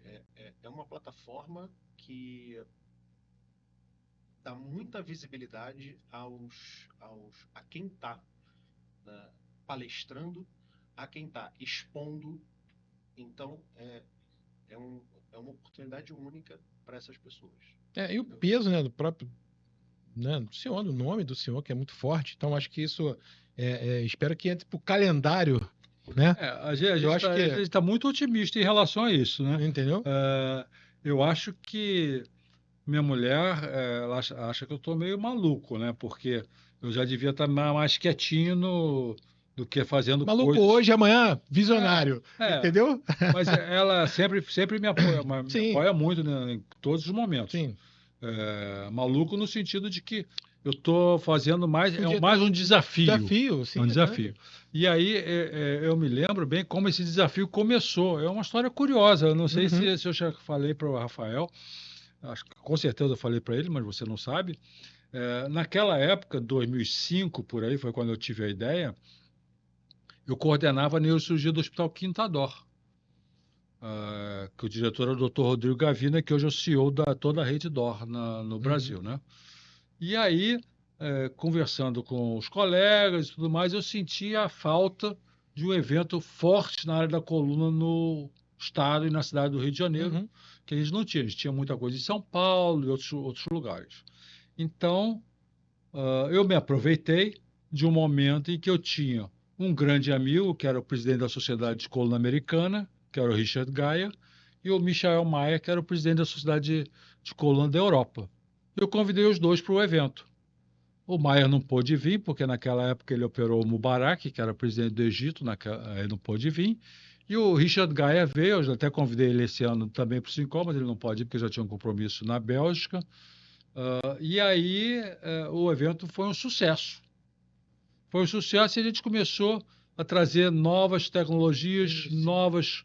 E aí a coisa desenvolveu de uma maneira que se transformou num evento marcante na cirurgia da coluna vertebral. Começou como um evento da neurocirurgia do Hospital Quintador. Depois o negócio tomou outras proporções. 2019 foi a última edição, né? Esse é um retorno. Não, 2013. 2013? 13. Tá. 2013. Porque a gente teve aí então, 13 foi o último. Porque 2013 eu parei, porque em 2014 eu assumi a presidência da Sociedade de Neurocirurgia do Rio de Janeiro. Eu achei que tinha um conflito de interesse. Sim. Eu sendo presidente da sociedade e tá também na frente de um evento mais privado do que um evento institucional. Então, por causa disso, a gente acabou parando de fazer. E 2016 em diante, aí eu já estava mais querendo me afastar um pouquinho da parte de participação em congresso, etc., de ter essa parte ativa que você obrigatoriamente tem que ter, quando você está coordenando um evento como esse, você tem que estar o tempo todo meio quase como uma obsessão, compulsão, estar respondendo sempre de pronto, fazendo as coisas Sim. e fazendo acontecer. Se você não faz acontecer, a coisa não acontece. Então, o Rafael sabe que eu respondo quase que prontamente para ele, mesmo com cirurgia, com essas coisas todas, a gente procura responder prontamente, e estou sempre corrigindo tudo que está errado, porque eu sou, nesse ponto de vista, eu sou realmente um perfeccionista. Tem que ser, né? Até pela profissão não tem como, né? A gente tem que procurar dar sempre do melhor. É a mesma coisa se você vai correr a maratona, tem que dar o melhor de si, né? E só tá ali numa área muito delicada que é o cérebro, que é a cabeça, enfim, imagina, tem que ser e tudo, né? Coluna tem que estar ali nos mínimos detalhes, né? Tem que ter esse fino, né? Que a gente está falando. E também dentro da parte de organização de evento, a antecipação do problema fala muito. Né? Então, quando você tem um realizador, no caso, né? Que ele é o realizador, nós somos os organizadores. O realizador que está de pronto atendimento, praticamente, e você tem tempo para você agir, né? Você mitiga erros, você mitiga problemas de uma forma impressionante. Então, por exemplo, a partir do momento em que a gente tem uma resolução de alguma coisa que estava pendente, só resta o quê? A ação. Sim. Pronto. É isso. Então, a gente consegue antecipar muita coisa com essa pronta disponibilidade do Dr. Eduardo. Definitivamente é um dos que mais responde, que está mais ativo na organização de evento em todos que a gente já organizou. Muito bom, isso é importante. É sempre importante quando você vai organizar alguma coisa. Eu já participei de fundação de sociedade, fundação de comitê, fundação de várias coisas, e já organizei evento, já organizei até congresso fora do Brasil, já organizei congresso em Las Vegas, congresso da Sociedade de Cirurgia Minimamente Invasiva Americana, eu fui um dos coordenadores daquele congresso, acho que foi o ano 2016, acho que por causa disso que eu não estava participando de muita coisa no Brasil, que eu estava muito envolvido com coisas e processos fora do Brasil. Eu organizei também cursos na Alemanha de hands-on e eu era consultor de alguns fabricantes alemães. A gente estava muito envolvido a partir de 2016 nessas demandas. E aí é muito importante você ter o apoio dos chamados patrocinadores. Sem os patrocinadores, não acontece nada. Não dá, né? Não acontece nada. E é bem interessante que o patrocinador, quando você apresenta a ideia de maneira adequada, talvez esse ano a gente não tenha apresentado no time certo. Você teve uma certa dúvida lá no final do ano passado sobre o melhor local e o melhor momento para a gente fazer o evento. A gente foi atropelado por alguns eventos que vão acontecer no mês de agosto na cidade do Rio de Janeiro, entre eles o Congresso Brasileiro de Neurocirurgia, por causa do Rock in Rio. O Congresso Brasileiro de Neurocirurgia normalmente acontece no mês de setembro. Esse ano vai ser em agosto, porque o Rock in Rio disponibilizou toda a parte da infraestrutura do grande hotel da Barra, que é o Windsor, para o Rock in Rio, que vai ser a sede do Rock in Rio em setembro. Então, o Congresso Brasileiro de Neurocirurgia mudou para agosto. Em agosto tem o curso do Dr. Elton Defino também em São Paulo, e também tem o curso do Dr. Alexandre Fogassi em São Paulo. Então, ficou muito confuso. Talvez nosso time esse ano não tenha sido melhor, mas os patrocinadores realmente têm atendido a nossa demanda, eles têm comparecido e têm apresentado ideias. Nós também estamos levando para eles algumas ideias para mostrarem. Quando apresenta, eles... Tudo é maneira como você fala, né? Maneira como você apresenta. Você tem que ter uma proposta comercial clara. Isso daqui o Rafael e a Jaqueline realmente conseguiram fazer muito bem. Tem que ter uma apresentação visual adequada, você tem que ter uma maneira adequada de se posicionar.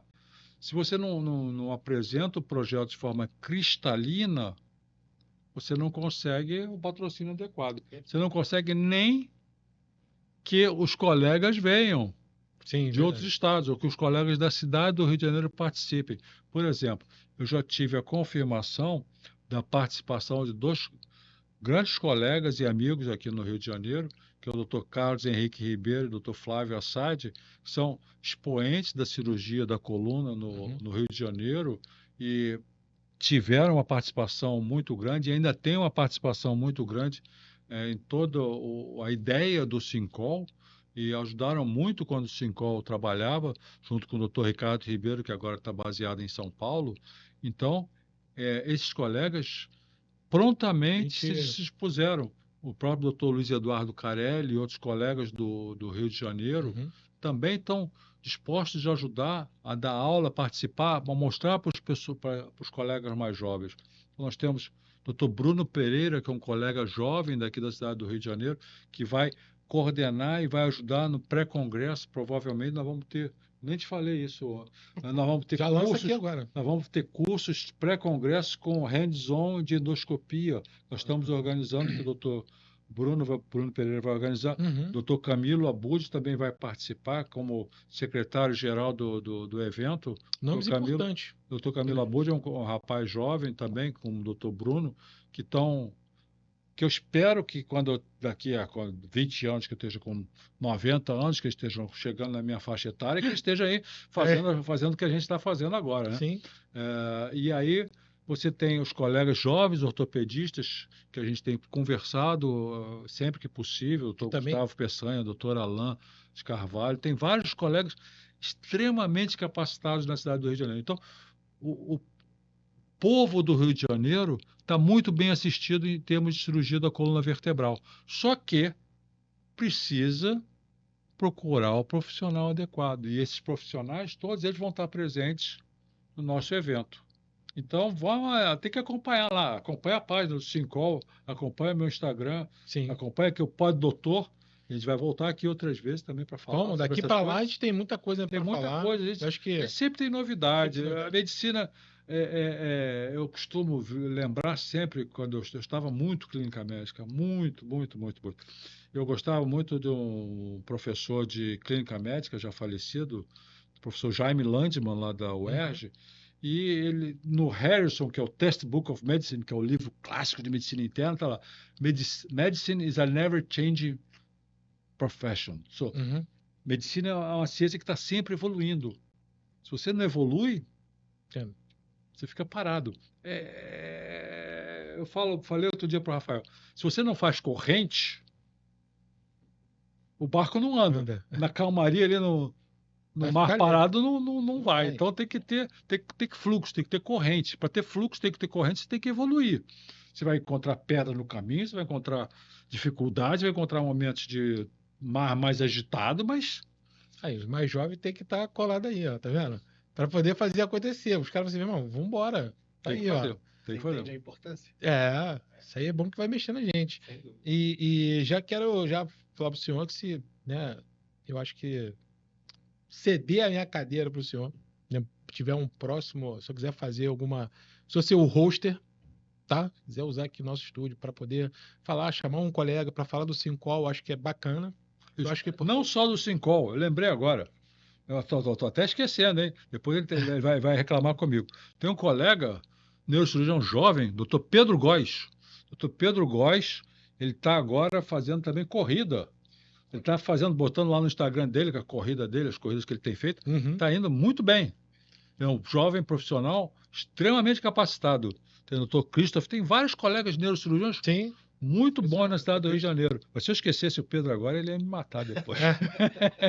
Mas eu acho que é bacana a gente trazer esse pessoal, até para o senhor bater o papo, trocar essas informações, gerar essa expectativa, né? Daqui para lá, a gente... Rafa, você pode vir aí, marcar, que eu acho que vale a pena, entendeu? Lógico, fazer um podcast, não no pós-doutor, mas do formato de bate-papo. Bate-papo mesmo, né? E tá aqui o espaço para o senhor aí, precisando. Agradeço muito. Eu acho, hoje aqui para mim, eu já só a experiência de vida do homem já... Gente, a gente precisa, ele já andou por esse caminho. A verdade é essa, já andou. Vai cair no buraco quem quiser.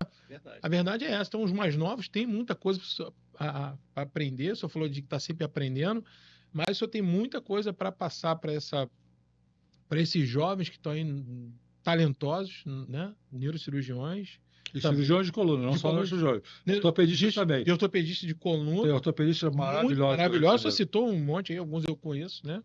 Inclusive, o doutor Gustavo Peçanha já esteve aqui também, já esteve sentado nessa cadeira aí, né? Doutor Gustavo Peçanha, e o senhor citou outros nomes também, mas eu achei importante o senhor ter essa oportunidade, porque é uma forma de falar não só do Sincol, que vai trazer isso, uma visibilidade para o Rio de Janeiro, para os especialistas, para aqueles que são realmente cirurgiões, né? E vamos falar da endoscopia, né? Eu acho que é importante a gente falar isso, que são médicos treinados, né? Que estão ali capacitados para poder atender, e aí ter esse pessoal tá perto para poder falar, né, do Sincol, que é tão importante. E esse... a gente já está caminhando para o final aqui, mas eu queria perguntar ao senhor aqui o seguinte: o que o senhor vê do Sincol de, né, 13 anos atrás? O senhor falou que o último foi em 2013? 2013. Para esse agora? Se eu tivesse Mudou muita coisa. Mudou muita coisa. Eu acho que, em primeiro lugar, a gente aprendeu muito. Segundo lugar, hoje em dia, você tem inteligência artificial, você tem robótica, você tem novos produtos, você tem até parafusos de uso personalizado, ou seja, parafusos que vêm encapado e que não são aqueles parafusos a granel que ficam numa Sim. caixa e que são toda hora reesterilizados. São sistemas de parafusos que eles são abertos na hora para serem implantados no paciente. Você tem a artroplastia da coluna vertebral, que é um segmento que só sedimentou. Você tem, hoje em dia tem resultados de 20 anos de artroplastia lombar e artroplastia cervical. O Terry Woods, o golfista, ele voltou a jogar golfe depois que o Richard Gere, meu amigo, operou no Texas Back, fez a cirurgia e colocou o disco artificial nele, fez uma cirurgia híbrida nele. Então... jovem, paciente jovem, né? Isso. 40 e poucos anos. Isso. E o próprio Dr. Camilo, quando esteve lá no Texas Back, conversou sobre o Tiger Woods com o Richard Gere sobre isso daí. Então, a artroplastia cervical está muito bem sedimentada. As cirurgias descompressivas, as grandes cirurgias, mesmo as grandes cirurgia de escoliose, cirurgia de deformidade, hoje em dia o resultado é muito melhor, porque você opera 1, 2, 3 tempos. Você fracciona a cirurgia. Você não faz aquela cirurgia de 12 horas, de 14 horas. Sim. Você faz a cirurgia em etapas. É melhor para o paciente. Você expolia menos o paciente. O resultado é melhor. E com o resultado melhor, a gente tem aquilo que é muito importante, que é o chamado QALY. Vocês têm... O QALY é... Quanto mais qualidade de vida, quanto mais anos de vida você dá para aquela pessoa, você dá uma vida com qualidade. Não adianta nada você estar sofrendo, andando com dificuldade, com 80, 90 anos.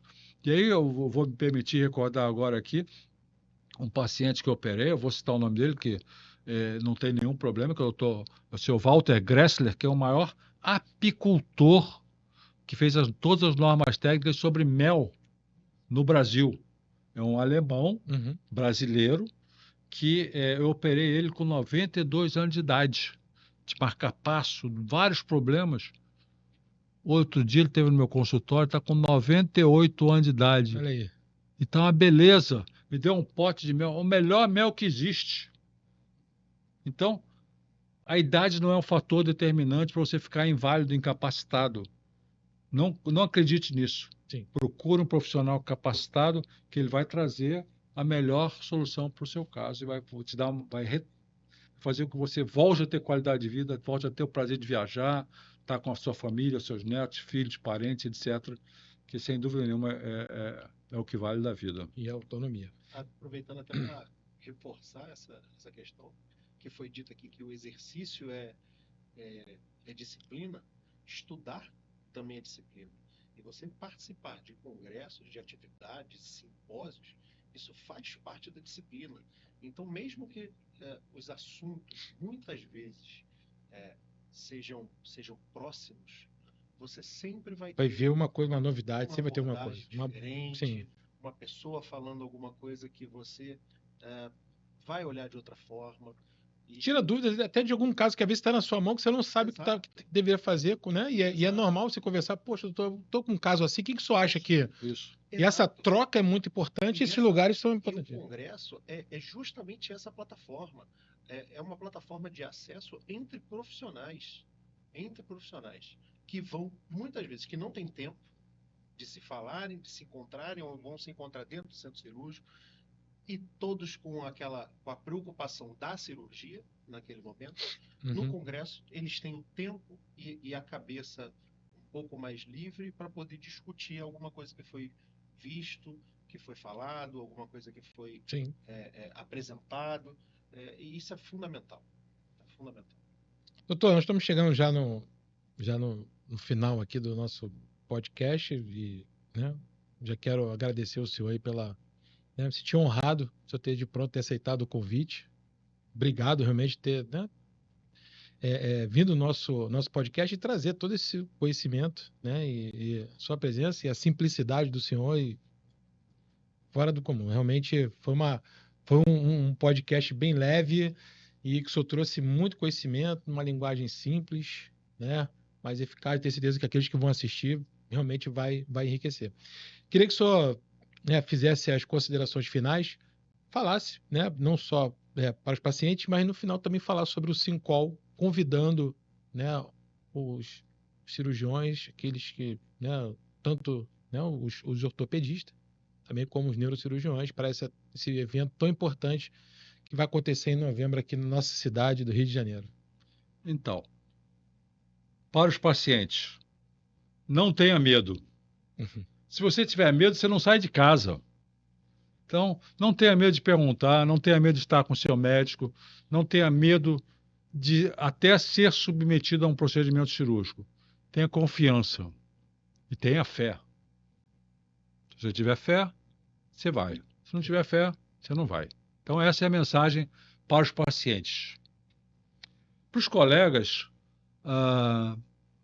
é sempre muito difícil falar com colegas, porque eu já fui coordenador da neurocirurgia do Hospital Municipal Miguel Couto, já fui coordenador da neurocirurgia do Hospital Quintador. Eu costumo dizer que eu não sou chefe, eu não sou presidente.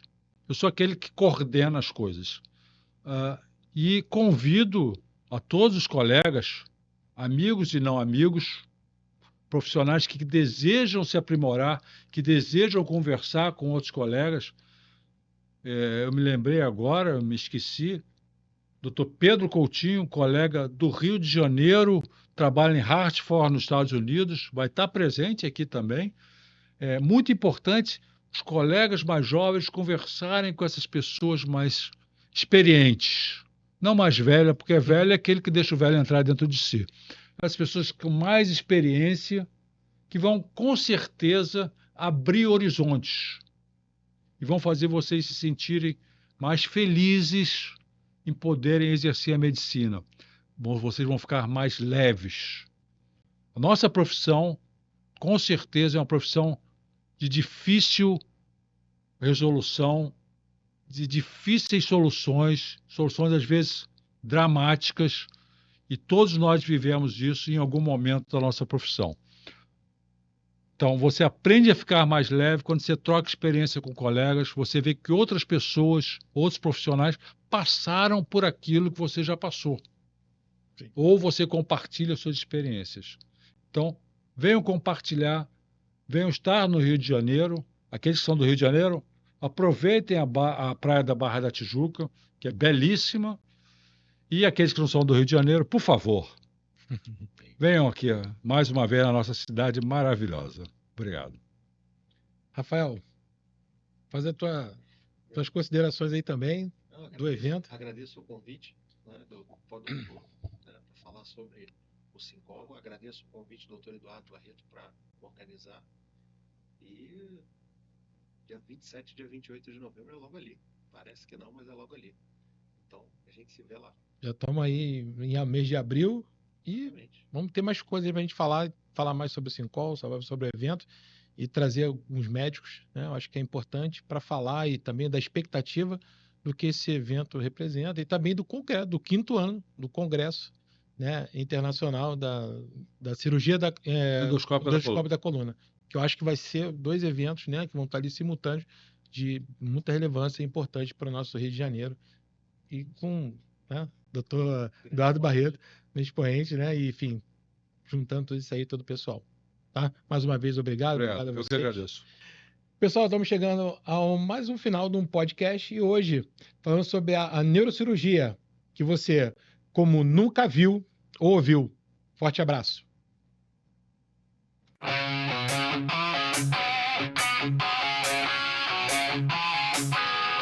Pode, doutor.